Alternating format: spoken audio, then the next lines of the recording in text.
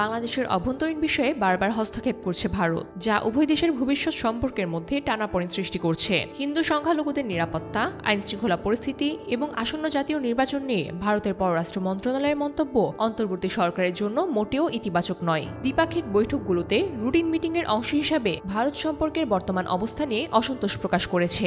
ভারতের পররাষ্ট্র মন্ত্রণালয়ের মুখপাত্র রণধীর জয়সওয়াল জানান, গত এক বছরে বাংলাদেশের হিন্দু সংখ্যালঘুদের উপর 2374টি হামলার ঘটনা ঘটেছে, যার মধ্যে মাত্র 1254টি পুলিশ যাচাই করেছে এবং 98% হামলাকে রাজনৈতিক বলে খারিজ করা হয়েছে। তিনি বাংলাদেশ সরকারকে সংখ্যালঘুদের নিরাপত্তা নিশ্চিত করার জন্য আহ্বান জানান। ভারত আরও উদ্বেগ প্রকাশ করে জানায়, বাংলাদেশের আইনশৃঙ্খলা পরিস্থিতির অবনতি এবং গুরুতর অপরাধে সাজাপ্রাপ্ত উগ্রপন্থীদের মুক্তি দেয়ায় পরিস্থিতি আরও খারাপ হচ্ছে।